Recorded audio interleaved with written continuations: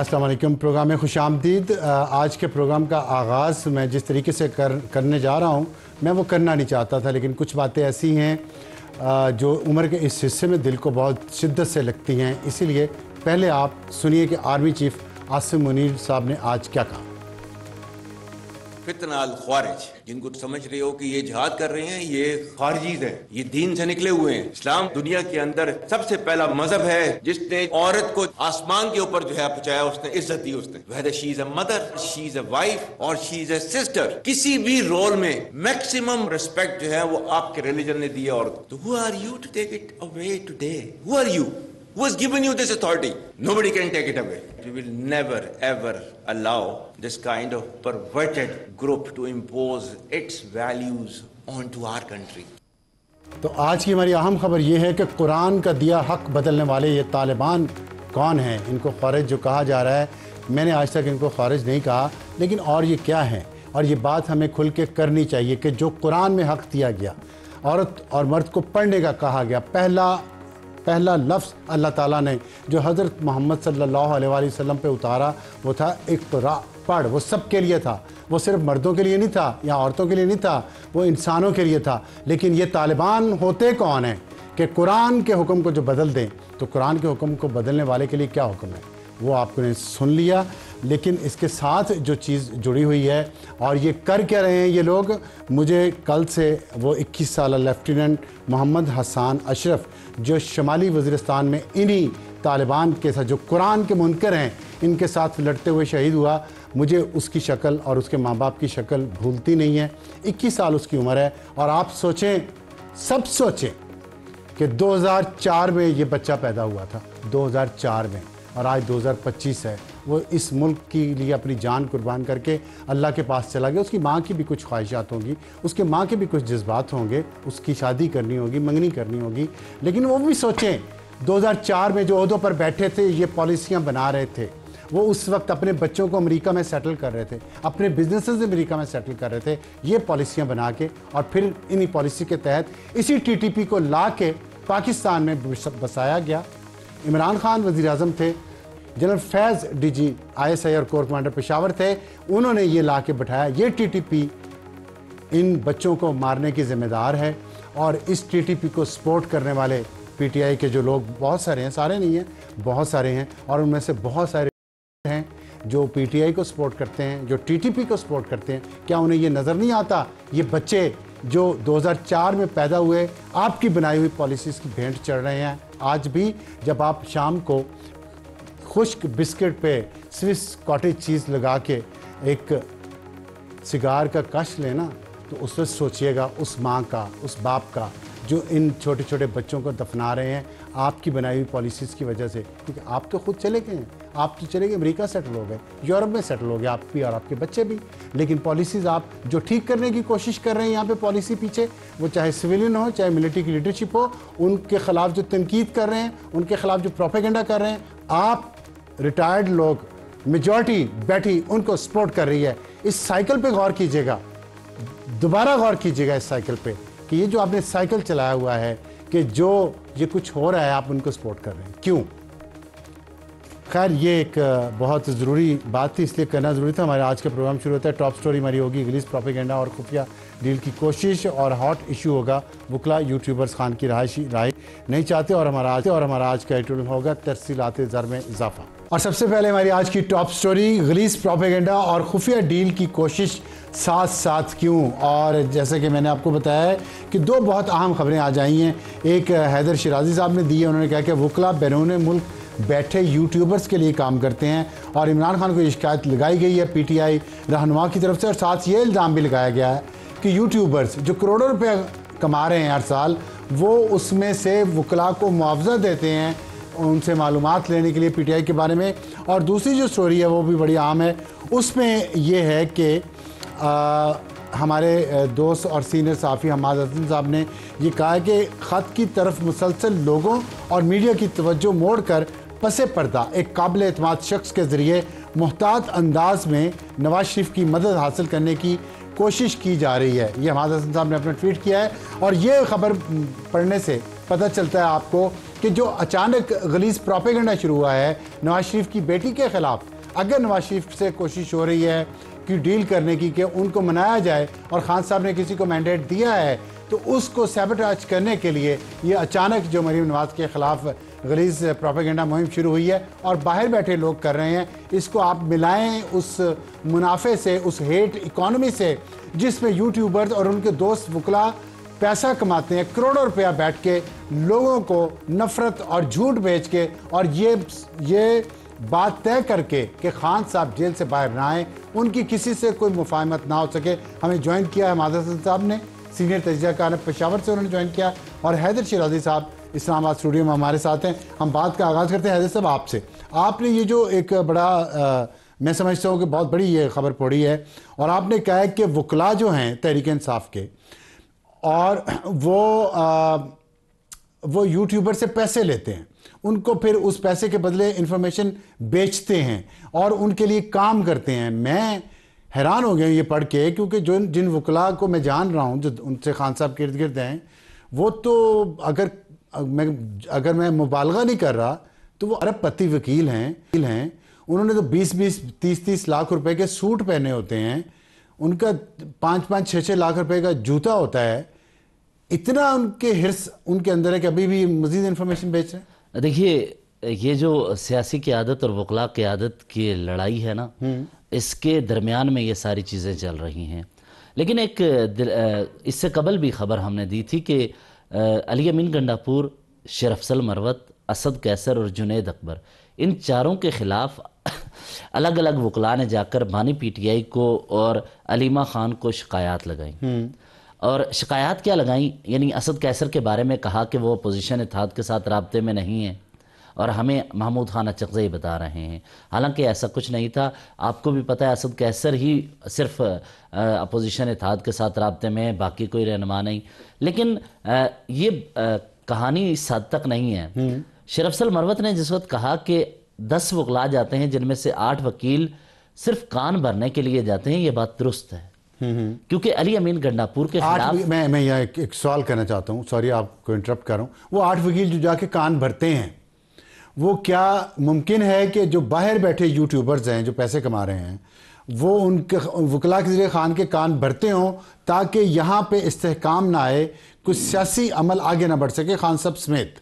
देखिए, ये मुमकिन है? सियासी अमल एक मुख्तलिफ चीज़ है, लेकिन अगर अडयाला या पार्टी के अंदर इंटरनल पॉलिटिक्स की गेम देखी जाए तो पार्टी के अंदर सियासी रहनुमा उन वकला को इस्तेमाल कर रहे हैं, नंबर 1। नहीं, उनको नंबर 2, फ़ायदा क्या हो रहा है? फ़ायदा ये हो रहा है कि जिस तरह बैरिस्टर गोहर के खिलाफ कंपेन उन्होंने की, उसके बदले में पार्टी के अंदर उनकी पोजीशन मुस्तहकम हो रही है। मिसाल के तौर पर शादाब जाफरी 1996 से ILF को बनाने वाले और इमरान खान के साथ हैं, उनको हटाने के लिए पार्टी के अंदर साजिश हुई और अब एक नए शख्स को ILF का सरबराह मुकर्रर कर दिया गया। और कहानी यह है कि शादाब जाफरी जो 96 से खान के साथ हैं, उनको अडयाला में 4 माह से मिलने तक नहीं दिया जा रहा। लेकिन क्या इसकी वजह से ही ज़्यादा यही रीज़न नहीं है खान साहब अंदर हैं, बाहर नहीं निकल पा रहे, क्योंकि कुछ वकील यूट्यूबर्स के कहने पे जाके उनके कान भर रहे हैं? अब कहानी आती है यूट्यूबर्स की। यूट्यूबर्स के हवाले से पार्टी के रहनुमाओं को ये तशवीश थी, और इसके हवाले से पार्टी के रहनुमा सोच रहे थे कि वजह क्या है कि अंदर हम 4 अफराद मौजूद होते हैं, बाहर से व्लॉग्स किए जाते हैं उसी गुफ्तगू के। जब तहकीकात की तो पार्टी के मुतअद्दिद रहनुमा हमारे साथ गुफ्तगू करते हुए ये दावा करते हैं और इल्ज़ाम लगा रहे हैं कि पार्टी के वकला अडयाला जाते हैं और वो पेड हैं और माकूल मुआवजा उन्हें दिया जाता है। वो अंदर की मालूमात बाहर आकर उन यूट्यूबर्स को देते हैं जो बाहर बैठे हैं, और वो उसके मद में वो क्या है, उनको मुआवजा मिलता है और उनकी मशहूरी भी होती है, और वो टीवी पे आने का बड़ा शौक रखते हैं वो सारे वकला। अच्छा, मैं आपको एक थोड़ा सा हमने एक दफ़ा यहाँ पे नवंबर की कमाई दी थी यूट्यूबर्स की। जो यूट्यूबर नंबर 1 है वो सालाना कमाई उसकी 70 करोड़ रुपये है। यूट्यूबर नंबर 2 की सालाना कमाई 26 करोड़ 35 लाख है। यूट्यूबर नंबर 3 की सालाना कमाई 15 करोड़ रुपये है। यूट्यूबर नंबर 4 की सालाना कमाई 6 करोड़ 80 लाख। नंबर 5 की 3 करोड़ 80 लाख। नंबर 6 की 3 करोड़ 50 लाख। नंबर 7 की सालाना कमाई 2 करोड़ रुपये है। इनमें से मुआवजा जो वकीलों को जाता है वो कितना होगा? आप माकूल मुआवजा यूँ कह लें कि 5-7 लाख रुपए तो मिल जाते हैं एक सेशन, महाना बुनियादों की महाना बुनियाद बुनियादों पर। पे। लेकिन एक और चीज़ आपको बात बताऊं, ये यूट्यूबर्स के करीब वकला इतने तगड़े हैं कि अली अमीन गंडापुर के साथियों को भी अडयाला जेल नहीं मिलने दिया जाता, असद कैसर के सियासी साथी जो हैं या जुनैद अकबर तक को नहीं मिलने दिया जाता, ये वकला जाते हैं। मिसाल के तौर पर अली अमीन गंडापुर ने खान साहब को कहा कि खैबर पख्तूनख्वा की माशी सूरत के लिए इनपुट देने के लिए KPK की टीम आपसे मिलने के लिए आएगी। मुजम्मिल असलम गए, मुसद्दक अब्बासी गए और शाहिद खटक मिलने के लिए गए, तीनों को मिलने नहीं दिया गया। लेकिन कहानी क्या हुई, अब नाम की बात कीजिए तो होता यह है कि एक मिसाल देता हूं। जिस दिन शाहिद खटक अडयाला के बाहर थे, फैसल चौधरी ने अली अमीन गंडापुर साहब को आप शो पे बनाए, उनसे पूछें कि उन्होंने ये खान साहब को कहा या नहीं कहा। आगे चल के फैसल चौधरी से पूछिए, क्या फैसल चौधरी ने शाहिद खटक को नहीं कहा और तमाम साथियों को कि आज काजी अनवर समेत हम सारे इकट्ठे अंदर जाएंगे ताकि शाहिद खटक को और साथियों को अंदर जाने का मौका मिल सके। लेकिन क्या हुआ, काजी अनवर को अंदर अडयाला ले जाने के लिए बैरिस्टर अली जफ़र जो सेनेटर हैं उन्होंने फैसिलिटेट किया, वो अकेले अंदर चले गए। लेकिन वो सियासी रहनुमा जो खैबर पख्तूनख्वा की सूरत हाल पर जाकर इनपुट दे सकते थे, उन्हें नहीं मिलने दिया। तो इसका मतलब सिर्फ एक बात नहीं है, यानी सोचिए अपोजिशन इत्तेहाद के रहनुमा नहीं जा सकते, उन अफराद का पैगाम पहुंच जाता है। तो इसका मतलब अच्छा, ये तो फिर जो कंट्रोल कर रहे हैं सब वो भी साथ कहीं ना कहीं शामिल हैं इस यूट्यूबर्स की जो हराम की कमाई है उसमें से हिस्सा लेने में, जिस तरह बाहर फरार भी हो गए हैं। हमारा जुमला ऐड कर दूं? जी। मैं PTI के सीनियर रहनुमाओं के साथ बैठा हूं, आपने जो कहा ना हराम की कमाई, इससे शदीद अल्फाज इन सोशल मीडिया इन्फ्लुएंसर के लिए पार्टी की मरकजी क़यादत नहीं, लेकिन अगर मुलाकातें करवाने वाले भी इस सारी चीज़ को कंट्रोल कर रहे हैं तो उसमें मैं हैरान हूँ। खैर हमारा साहब आप फरमाइएगा कि आपने ये जो ट्वीट किया है, आपने कहा है कि ऊपर से तो लोगों की मीडिया की तरफ तवज्जो मोड़ दी गई है और एक काबिल एतमाद शख्स के ज़रिए मुहतात अंदाज में नवाज शरीफ की मदद हासिल करने की कोशिश की जा रही है। कौन मदद हासिल करना चाह रहा है नवाज शरीफ की? अबसार आलम साहब, आप ज़रा ऑप्टिक्स को देखें कि सूरत हाल क्या बन रही है। यानी एक ख़त लिखी गई और उस ख़त के हवाले से उनका रिएक्शन भी आया कि हमें न ख़त मौसूल हुआ है, न हमारी कोई दिलचस्पी है और न हम बात करना चाहते हैं, करनी है तो जाकर वज़ीर-ए-आज़म से करें। लेकिन उसके बाद फिर दूसरा ख़त और फिर तीसरा ख़त, यानी ये जो कंटिन्यूटी है तो इससे ये ज़ाहिर हो रहा है जब पहला ख़त रद्द कर दिया गया तो फिर उसके बाद ख़त लिखने की ज़रूरत क्या थी? फिर तो वो मामला ही ख़त्म हो चुका था, फिर तो PTI को या इमरान खान को कोई मुतबादिल पॉलिसी अपनानी चाहिए थी। लेकिन ये जो ख़त का तसलसल था तो इससे एक बात तो वाज़े हो रही थी कि कुछ न कुछ पस पर्दा कुछ और हो रहा है। मेरा सवाल ये था, आपके ट्वीट में जो कहा गया है वो कौन मदद हासिल करने की कोशिश कौन कर रहा है, मैं ये जानना चाहता हूँ, आपके मुंह से सुनना चाहता हूँ। देखे अबसार साहब, जब ये ख़त लिखा जा रहा था तो उससे 2 दिन पहले एक अहम खातून जो जिनकी अपनी एक अहमियत है, मैं 1.5 महीना पहले कह चुका था कि वो खातून पिंडी के साथ राब्ते करना चाहती है लेकिन उनको मौका नहीं दिया जा रहा है और वो शायद किसी अहम मनसब की तलाश में है। जब वहाँ से उसको कोई मौका नहीं मिला तो उस खातून की इस ख़त के आने से 2 दिन पहले अलीमा ख़ान के साथ मुलाकात होती है। तो अलीमा ख़ान के साथ मुलाकात से हम 2 नताइज अख़ज़ कर सकते हैं। एक तो ये कि इसको इमरान ख़ान की तायीद हासिल थी कि जो ख़त लिखा जा रहा है उससे डाइवर्ट किया जाए। और अगर हम देखें तारीख़ी हवाले से हम देखें तो PTI ने हमेशा ऐसे किया है, बल्कि वो हमारे दोस्त रज़ी दादा कहते हैं कि जो वारदात ये ख़ुद कर रहे होते उसके उलट बोलते भी हैं। तो जो ये लेकिन कर रहे थे कि ख़त भी लिख रहे थे और देखें ये बहुत पहेलियां बहुत ज़्यादा हो गई हैं। मैं ये खातून PTI से इनका ताल्लुक़ है, ये बता दें ज़रा मुख्तसरन। इनका ताल्लुक़ PTI से नहीं, इनका ताल्लुक़ मेरे और आपके पेशे से भी रहा है और सफारतकारी से भी रहा है। अच्छा चलें ठीक है, वो तो फिर बहुत सीनियर सफारतकार हैं। जब हम बचपन में जर्नलिज्म में आए थे वो तो तब मेरा ख्याल है एडिटर हों शायद, मैं ये अंदाज़ा लगा रहा हूँ। लेकिन मुझे ये बताइएगा कि जो आपने जो बात की है अभी, ये जो आपने ट्वीट किया, मैं इस पर दोबारा आऊँगा कि कौन चाह रहा है? खान साहब चाह रहे हैं, चले मैं आपकी आसानी के लिए बता देता हूँ, खान साहब चाह रहे हैं नवाज शरीफ के साथ, उन्होंने मदद नवाज शरीफ की लेना चाह रहे हैं। बिल्कुल बिल्कुल, ये खान की मर्जी के बगैर हो ही नहीं सकता। देखिए नवाज शरीफ मामूली लीडर तो नहीं है, वो तो 3 बार पाकिस्तान के वजीर आज़म रहे। ठीक है, तो वो काबिल एतमाद शख्स कौन है जिसके जरिए खान साहब नवाज शरीफ तक मैसेजिंग कर रहे हैं? मैं आपको थोड़ा सा इशारा तो दे चुका हूं कि उनका ताल्लुक मेरे और आपके पेशे से भी रहा है और सफारतकारी से भी रहा है। अच्छा ठीक है ओके। वो काबिल एतमाद इतने, खैर खान साहब के तो होंगे, मियाँ साहब का मैं नहीं कुछ कह सकता। लेकिन दूसरी बात में ये बताइएगा कि फिर अगर ये बात है जो आप कह रहे हैं, अगर आपकी बात दुरुस्त, अगर देखिए जी इसका मतलब ये नहीं है कि वो इमरान खान की ज़ाती तौर पर काबिल एतमाद शख्सियत है या मियाँ साहब की है, वो महज एक पैगंबर के तौर पर सामने आई है और इस पैगंबरी के पीछे उनके अपने ज़ाती मफादात भी होंगे। जाहिर है ज़ाती मफादात तो होंगे। अच्छा ये बताइएगा कि जो अभी आपने बात की है, आपकी ख़बर की मैं बात कर रहा हूँ, आप इस पे ज़ाहिर है आपने दिए तो आपके सोर्सेज पक्के होंगे, लेकिन मुझे इसकी समझ नहीं आ रही कि अगर खान साहब नवाज शरीफ से मदद हासिल करने की कोशिश कर रहे हैं किसी बाएतमाद शख्स के ज़रिए, उसी वक्त अचानक बैरून मुल्क जो बैठे हुए हैं यूट्यूबर्स और डिजिटल मीडिया के जो एक्टिविस्ट हैं खान साहब के, वो नवाज शरीफ की बेटी के ख़िलाफ़ और आर्मी चीफ के ख़िलाफ़ एक गलीज़ मुहिम बाकायदा चला रहे हैं कल से, और बहुत शिद्दत से चला रहे हैं। तो क्या वो सबोटाज करना चाह रहे हैं कि खान साहब जेल से बाहर ना आ सकें और वहीं पर रहें और उनका ये काम सारा चलता रहे? जो हैदर शिराजी ने खबर दी है कि यूट्यूबर्स तो पैसे भी दे रहे हैं वकीलों को। अफसार साहब, आप तो मरियम नवाज की बात कर रहे हैं। मरियम नवाज से तो इमरान खान का कोई रिश्ता, कोई ताल्लुक ही नहीं है, वो तो उनकी अपोनेंट है।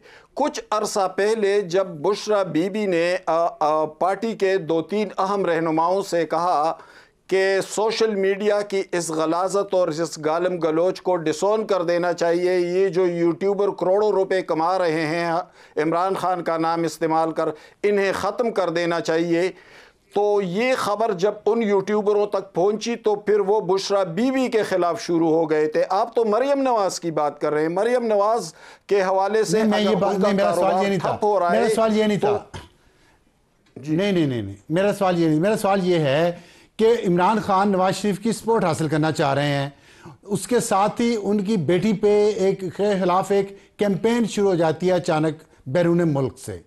क्या ये सबोटाज करने की कोशिश है इस सियासी मुफाहमत को, या ये खान साहब की कोई चाल है कि वो इधर से दिखा कुछ रहे हैं कर कुछ रहे हैं? मैं ये सवाल पूछ रहा हूँ आपसे।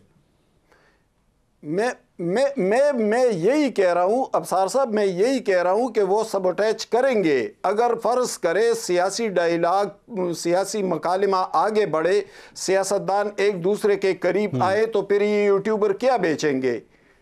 उन्होंने तो बेचना ही यही झूठ है, यही गलाजत है। और तो इसको अगर फ़र्ज़ करे ऐसा हो रहा है, आखिरी मुख्तसर सवाल आप फिर बताएं, अगर ये बात जो आप कह रहे हैं ये ठीक है तो कि ये यूट्यूबर जो हैं इस मुल्क में सियासी मुफाहमत नहीं होने देना चाहते, नफरत और झूठ का कारोबार फैलाए रखना चाहते हैं, तो फिर इनके फैसिलिटेटर वकील जो हैं उनकी मुलाकातें यहाँ कौन करवाता है? जो हैदर शिराजी साहब अभी बता रहे थे, इनको बाहर फरार होने में मदद कौन करता है और ये क्यों हो रहा है?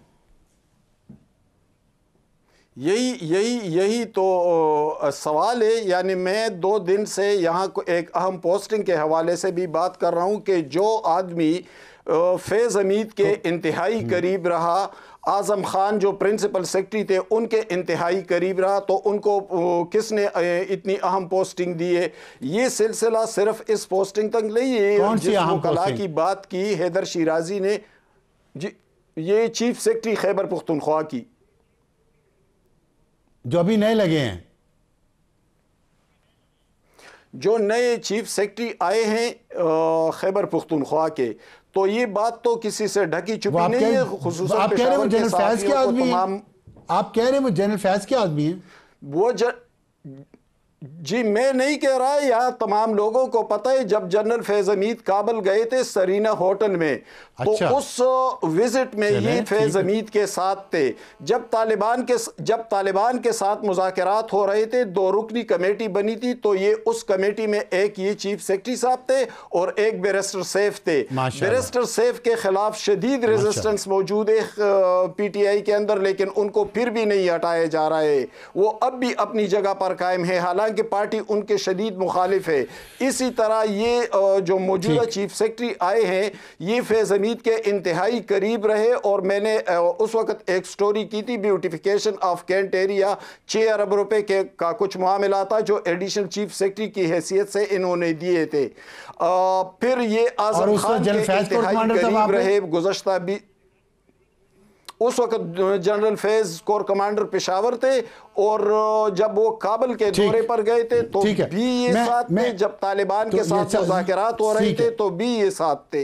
बहुत शुक्रिया हैदर शिराजी साहब, हमाद हसन साहब। और वक्त एक ब्रेक का ब्रेक, वापस आएंगे तो हमारा आज का हॉट इशू, कुछ वकला PTI के और यूट्यूबर, क्या वो खान की रिहाई नहीं चाहते? एक छोटे से ब्रेक के बाद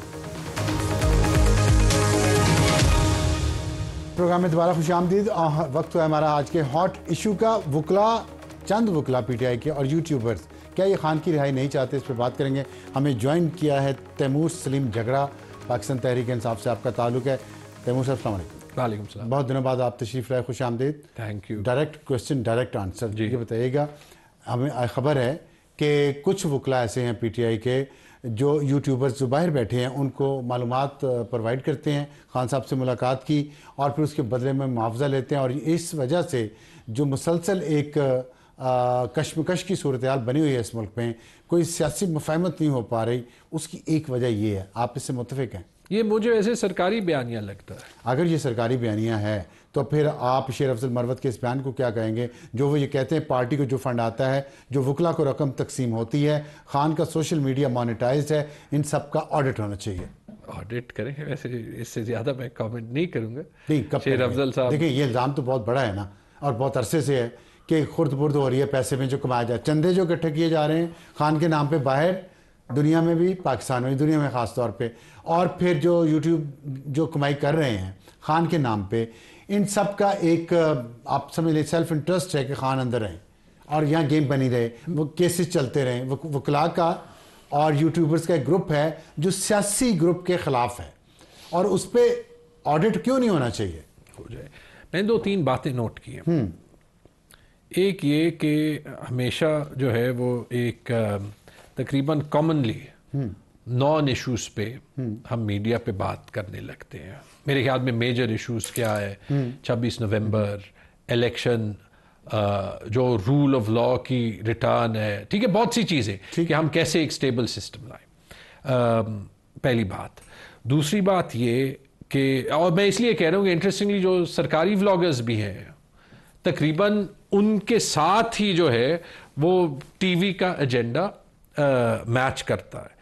लेकिन देखिए PTI में इश्यूज हैं, ये कोई शक नहीं कि इश्यूज हैं, इन द सेंस कि जो पार्टी में इंटरनल रिफ्ट सामने आ रही है उसको मैं डिनाई नहीं कर सकता। मैं इंटरनल रिफ्ट की बात नहीं कर, मुझे पता है, देखिए खुल के बात करनी चाहिए ना। हाँ। मैं बात करूं शेर अफजल मरवत की, मैं बात करूं फवाद चौधरी की, मैं बात करूं फैसल चौधरी की, और बहुत सारे लोग हैं पार्टी के जो इर्द गिर्द हैं या करीब हैं। अब 1.5 अरब रुपया ये 7 यूट्यूबर सिर्फ जो है ना, 1.5 अरब रुपया सालाना तो सिर्फ इनकी आमदन है। आप कह रहे हैं इसका ऑडिट नहीं होना चाहिए, खान के नाम पे हो रहा है? यार एक बात बताइए जी, अमेरिका में कोई बंदा रहता है, ठीक है, यूट्यूब की एक मोनेटाइजेशन पॉलिसी है, हाँ। कोई कमाता है, किसी के कंटेंट से जो है वो आप इख्तलाफ कर सकते हैं। ठीक है। मैंने 2 बार जो है, एक बार टीवी चैनल को, एक बार एक एंकर को डेफेमेशन नोटिस भेजा है। ठीक है। मुझे आपकी तनख्वाह से, किसी और टीवी उसकी तनख्वाह से कोई जो है वो नहीं होना चाहिए। अगर किसी ने इल्जाम लगाया है तो फिर कोई ना कोई मिनिमम सबूत उसको पेश करना चाहिए। अगर पार्टी के आपके लीडर, सियासी लीडर, वकला लीडर की बात नहीं कर, अगर वो आपकी पार्टी के लीडर ये कहते हैं कि कुछ लोग जाके खान के कान भरते हैं जो यूट्यूबर से लिंक्ड हैं, कनेक्टेड हैं, और फिर वहां से खान जो कहता है वो यूट्यूबर्स को बताते हैं, वो आग लगाते हैं। आपके अली मीन गंडापुर वजीर आला, आपके वजीर अली मीन गंडापुर कितने उन पे घिनौने इल्ज़ामात लगे बुशरा बीबी के हवाले से, लगे ना, यूट्यूबर्स ने लगाए। आप इससे इतना पैसा है, इतने इल्ज़ामात गंदे किस्म के लगाए जा रहे हैं, आप समझते हैं ये अहम नहीं है इशू? हल बताता हूँ, आप बताएं। पहले आप लोग सपोर्ट क्यों करते हैं? नहीं सपोर्ट कर, क्यों कर, अभी मैं आपको बता रहा हूं कि यूट्यूबर्स को वकील जाके इंफॉर्मेशन आप देते हैं। बता रहे हैं, मैं आपको कह रहा हूँ कि सबूत कोई दे ना। अब मैं हल अलीमीन गंडापुर ने बताता सबूत दिया, उनकी कॉल सबूत है। नहीं, सबूत जो है, सबूत कोई एविडेंस होती है जिसको आप देख के फिर उसको डिनाई करना पड़े या नहीं। मेरी बात करना, आपकी बात करना, किसी तीसरे बंदे की बात करना सबूत नहीं। हल जो कि डिसक्रेडिटेड इंफॉर्मेशन को एक्चुअली डिसक्रेडिट कर सकता है। नंबर 1 सेंसरशिप हटाएं। नंबर 2 वही सेंसरशिप टीवी से हटाएं। टीवी को सेंसर कर करके आप सच्ची बात भी कहते हैं, कोई जो है वो उसको समझता नहीं है कि वो सच्ची होगी। क्यों? क्योंकि हर किसी की परसेप्शन है कि टीवी पे हर कोई जो है वो सेंसर होता है। मॉडर्न दुनिया में मिस इंफॉर्मेशन को फाइट करने का एक ही तरीका है कि आप क्रेडिबल इंफॉर्मेशन चैनल्स की क्रेडिबिलिटी रखें। मैं इंफॉर्मेशन, मैं सच कह रहा हूं या सच नहीं कह रहा? मैं फिलहाल इंफॉर्मेशन पे नहीं जा, नहीं ये बहुत कॉम्प्लिकेटेड नहीं है, कॉम्प्लिकेटेड नहीं, ये बड़ा आसान। इस पे वो एल्गोरिथम जब से आया ना, चीज़ बदल गई है। मुझे उसको छोड़ देना, अभी उस पर हमारे पास टाइम नहीं है, हम इस पे बहस करें। मैंने सिर्फ एक असूली बात मेरे ख्याल में, अगर आपके खान के नाम पे, बुशरा बीबी के नाम पे कुछ कंटेंट क्रिएट किया जा रहा है, ऑफिशियल उस चैनल्स के जरिए प्रमोट किया जा रहा है, उस पर मोनेटाइज्ड हुआ है, पैसा आ रहा है, अरबों रुपया आ रहा है, उसका ऑर्डर नहीं है। ये अरबों रुपए की फिगर कहां से आई ना? मैं तो यही कह रहा हूं, कोई ट्रेल होगा, कुछ होगा। नहीं देखिए, ऐसे होता नहीं है। अच्छा चले, इसको भी छोड़ दें, इसको भी छोड़ दें for the sake of argument. Audit होना चाहिए कि नहीं? ऑडिट होना चाहिए, ऑफिशियल आपका रिकॉर्ड है, चंदे इकट्ठे हो रहे हैं, चंदे इकट्ठे नहीं हो रहे, नहीं हो रहे बाहर दुनिया में कि मेरे ऊपर ये जुल्म हो गया, मुझे पैसे दें, मैंने केसेस लड़ने हैं, मेरे पे यहाँ हद की इज्जत हो गया, ये नहीं हो रहा। आप किसकी बात कर रहे हैं? आदिल राजा की बात कर रहे हैं? मैं नाम किसी का नहीं लेना, फॉर एग्जाम्पल मैं किसी का नाम नहीं लेना चाहता। चलिए ठीक है, हो रहे हैं ना? नहीं देखिए, मैं जिन चीजों का मुझे कोई इल्म नहीं है उस पर मैं कमेंट, और आप उनको पार्टी से क्यों मुंसलिक कर रहे हैं? पार्टी के नाम पे हो रहा है सब कुछ। नहीं, पार्टी के नाम पे, देखिए, पार्टी का नाम तब होगा जब कोई चीज, अगर आपका ऑफिशियल अकाउंट है पीटीआई का, यूएस का, यूके का, पाकिस्तान का, और उन पे ये सब कुछ हो रहा है, या वो किसी यूट्यूबर्स के कंटेंट को प्रमोट कर रहे हैं, वो कह रहे हैं चलाएं, ये देखें, तो फिर क्यों नहीं ऑडिट होना? चलिए मैं आपको मिसाल देता हूं कि सोशल मीडिया पे होता क्या है। उस दिन focal person to the prime minister, यानी सरकारी रोल में हुकूमत के एक सीनियर जो टीवी पे बहुत आते हैं, उन्होंने ट्वीट किया कि जी पंजाब ने हॉर्स एंड कैटल शो कर दिया, अभी खैबर पख्तूनख्वा नस्वार शो कर दे। ये किसने कहा? जो राना एहसान अफजल, हाईली कंडेम। हाँ जी, ठीक। ट्वीट डिलीट हुई, ये तो नहीं नस्ल कोई इन्वेस्टिगेशन हुई नहीं, बिल्कुल है ना, मैं यही कह रहा हूँ। उनको ओहदे से रिजाइन कराया गया नहीं, किसी की हुकूमत में कंडेमनेशन आई नहीं। ये सारा कुछ क्यों हो रहा है? और मिस इन्फॉर्मेशन, जो मिस इन्फॉर्मेशन स्प्रेड कर रहा है, ठीक है, वो जिस साइड पे भी हो वो गलत कर रहा है, कवानीन मौजूद है, it's as simple as that. अच्छा चले, दूसरी तरफ से अब एक और तस्वीर मैं आपको दिखाता हूँ कि कल या परसों किसी वक्त आर्मी चीफ और marine Nawaz chief minister Punjab किसी इवेंट पे थे। बिल्कुल गलत, एक मिनट है। हाँ जी, नहीं गलत है वो आप देख रहे हैं वो क्या है जो उस पे आपके नोन अकाउंट्स पीटीआई के स्पॉन्सर्ड सारे जितने भी हैं, ये डिजिटल मीडिया के वो जितने अकाउंट पर नहीं, मैं आपको सिंपल देखें, फिर आप कहेंगे नाम देखिए, मैं आपको पूरी लिस्ट दे सकता हूं, पूरी लिस्ट क्या कर लेंगे आप? देना, क्या कर लेंगे? अगर आप डिसोन नहीं करते, आपके वकील जाते हैं जो अंदर मिलने, जिन पे आज इल्जाम लगा के वो पैसे ले रहे हैं,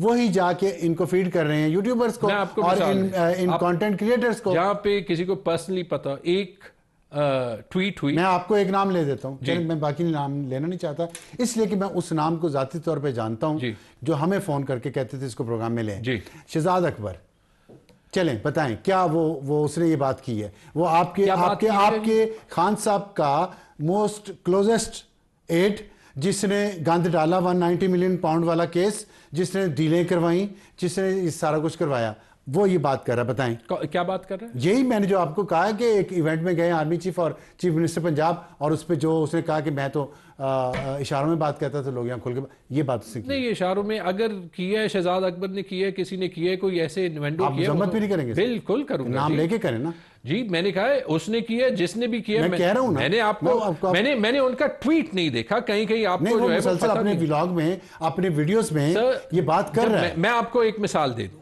पीटीआई ऑफिशियल जो जिसको यहाँ प्रमोट किया गया, जिसको यहाँ प्रमोट किया गया टीवी चैनल्स पे, मैं आप फोन कॉल्स करके दबाव डाल के, मैं आपको इसको लें, जवाब देने देना। मैं आपको एक मिसाल देता हूं, पर्सनल मिसाल देता हूं, ठीक है?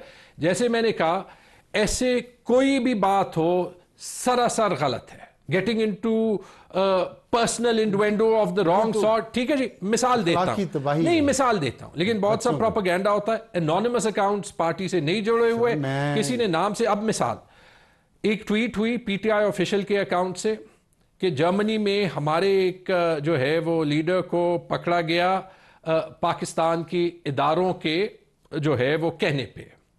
मैंने उनको फोन किया कि जी ये मुझे मुमकिन नहीं लगता कि ऐसे हो सकता है, और उसके बाद जिन्होंने ट्वीट किया था उन्होंने खुद डिलीट कर दिया। मैंने पूछा आपने डिलीट क्यों किया? उन्होंने कहा क्योंकि आपकी बात मुझे ठीक लगी कि ये गलत था, and so we deleted it. ठीक है जी?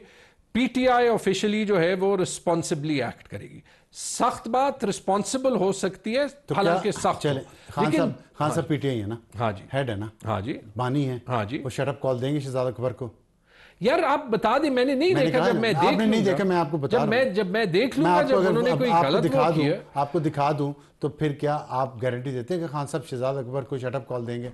मुझे और भी दो लोगों का बता दूं, दिखा दूं। मैं आपको ये गारंटी कर देता हूं कि जो बात आपने पहुंचानी हो मैं खान साहब तक पर्सनली पहुंचा दूंगा, लेकिन फिलहाल वो जेल मैनुअल जो है वो 2 से 4 बजे के दरमियान काम नहीं करता। मैं तो कहता हूं मैं 3 हफ्ते गया हूं, इस मुल्क के बच्चों को अखलाकियात इतनी तबाह ना करें कि हम रिकवर ना कर सकें। मैंने तो आपको ये कह दिया ना, जब हम शहजाद अकबर और राना एहसान की इक्वली बात करेंगे टीवी पे, तो फिर अवाम ये समझेगी कि ये क्रेडिबिलिटी। बाकी हम दोनों की कर रहे हैं, मैं इक्वल नहीं, हम दोनों की कर रहे हैं। टॉपिक जो है वो शहजाद अकबर है, मैंने दूसरी बात की, आपने की, मैंने उसको एंडोर्स किया, मैंने कहा कंडेम, आपने अभी तक कंडेम नहीं किया शहजाद अकबर। मैंने कंडेम किया है यार, मैंने कहा है कि खान साहब करेंगे। मैंने यार, हम कहां पे जा रहे हैं? खान साहब, आप मुझे जाने दें खान साहब तक, मैं उनसे करवा लूं। बस में होता तो मैं आपको कंधों में बिठा के तो आप ये कंडेम करते हैं कि यहाँ पे खान साहब के पास वो लोग मिलने जाते हैं जो उनके कान भर सकते हैं, उनका ये सिस्टम नहीं, ऐसा खान साहब से अभी ये खबर आई है, वो वकला मिलते हैं, सियासतदान शिकवे कर रहे हैं,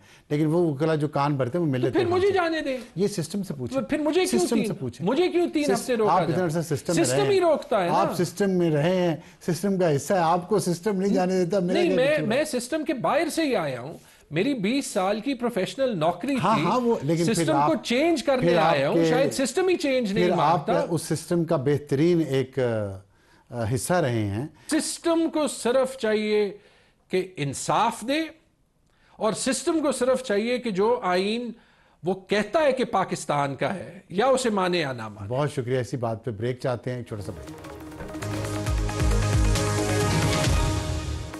और आज का एडिटोरियल तरसीलात ज़रब में रिकॉर्ड इजाफा, और इमरान खान साहब ने एक अपील की हुई थी ओवरसीज़ पाकिस्तानी से कि आप पाकिस्तान में रेमिटेंसेस भिजवाना बंद करते हैं ताकि पाकिस्तान की हुकूमत को प्रेशर महसूस हो और वो उनके जो मुतालबात हैं उन पर गौर करे। लेकिन जनवरी के महीने में तरसीलात ज़रब में रिकॉर्ड इजाफा देखा गया है, और एक महीने में, सिर्फ एक महीने में $3 बिलियन ओवरसीज़ पाकिस्तानी ने पाकिस्तान भेजे, जो पिछले साल जनवरी की निस्बत 25% ज़्यादा हैं।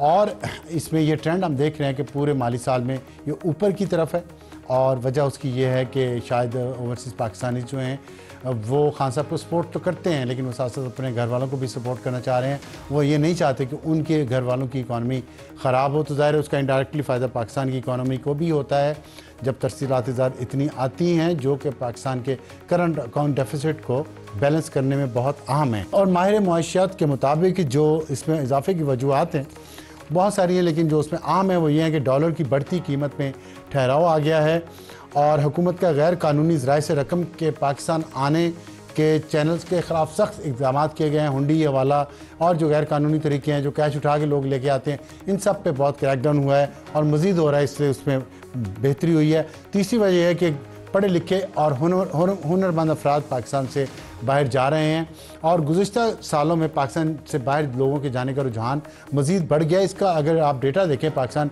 Bureau of immigration and overseas employment के मुताबिक पाकिस्तान के जो 41 से लेकर 2014 तक जो 43 साल बनते हैं, उसमें 78 लाख पाकिस्तानी बाहर गए, लेकिन उसके बाद सिर्फ 10 सालों में 60 लाख पाकिस्तानी मुल्क छोड़कर जा चुके हैं। तो आप देख सकते हैं ज़्यादा तादाद में पाकिस्तानी लोग बाहर जा रहे हैं और उसमें बहुत तादाद पढ़े लिखों की भी है और स्किल्ड वर्कर की भी है, लेकिन मज़ीद स्किल्ड वर्कर होने चाहिए जो बाहर जाएँ और साथ साथ पाकिस्तान के अंदर भी रोज़गार के मौके बढ़ने चाहिए, ताकि यहाँ जो लोग रहना चाहते हैं, जो रह रहे हैं, अपनी मर्ज़ी से रह रहे हैं, उनके लिए भी रोज़गार और खुशहाली के मौके उतने ही हों जितने बाहर जाने वाले पाकिस्तानियों के लिए। इजाज़त चाहते हैं। Good night.